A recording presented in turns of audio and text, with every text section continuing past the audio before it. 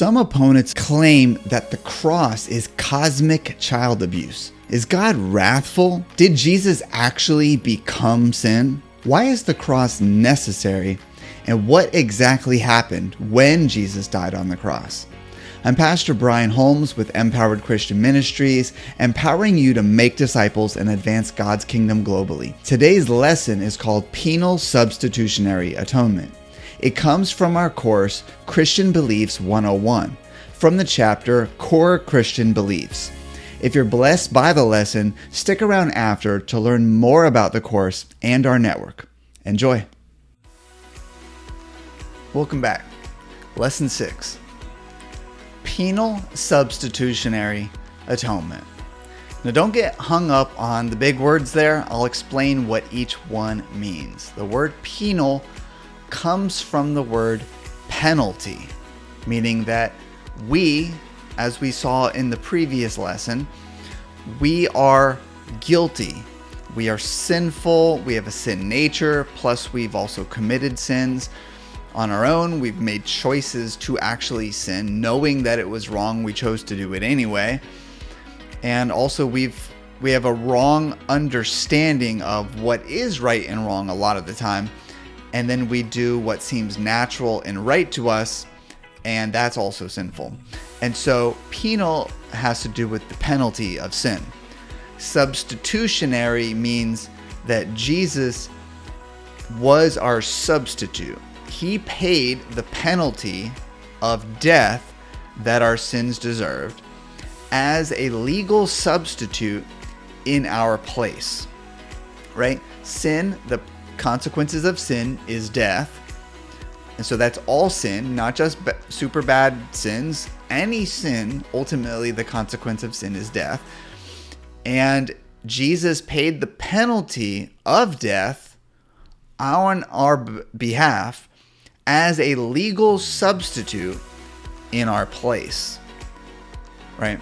And then this third word, atonement, meaning it is the way, I like to think of it as at one meant, meaning you have two parties and there's a brokenness in the relationship, and atonement brings them back together as one. So atonement reconciles. It gets rid of the problems and the things that have caused the conflict, and it brings it back together as one.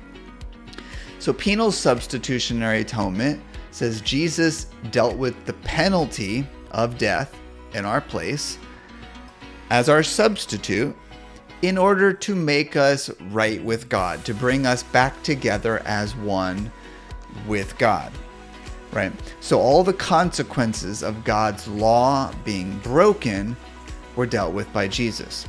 God is right to have anger and wrath about our sin. Our sin is wicked and evil. We've sinned against God. We've sinned against one another.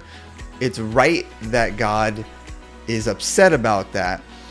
And it's a sign of his justice that he's not okay with just overlooking our sins, right? That would be an injustice if he could just ignore it.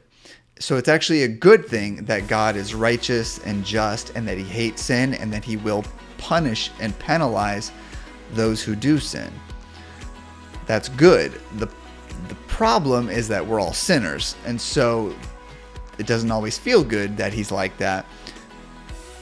But we need to realize that God was right to have a sense of, I need to have justice about the situation and deal with these sins. There should be a punishment for these sins. And we need to recognize that God is owed that, and he wants that, and that it's on the cross when Jesus took this penalty for us that God's wrath was fully satisfied, and also that the debt that our sin brings against us has been canceled, right? We owe God a debt. The punishment for sin is death. So God owes us death. It's what we rightly deserve because of our sins. And Jesus pays that debt by dying for us in our place. And so that debt against us has been canceled because of him.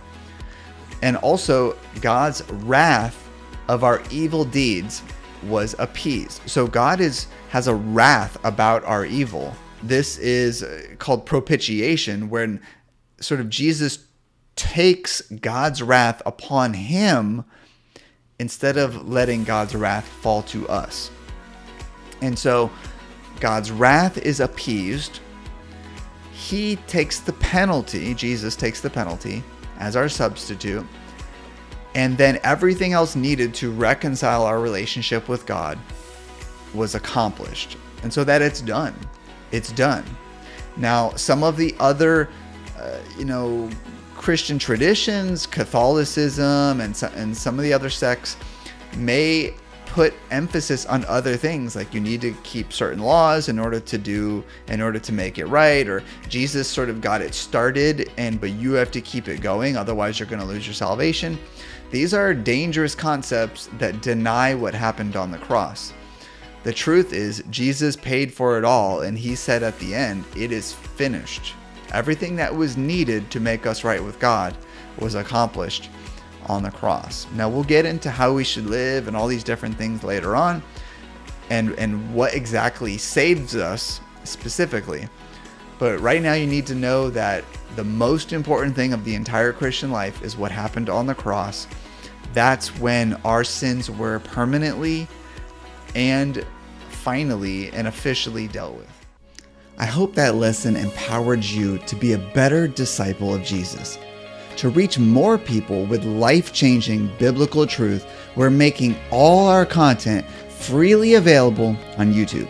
But reaching the whole world with the gospel is a huge task, so I want to personally invite you to get involved.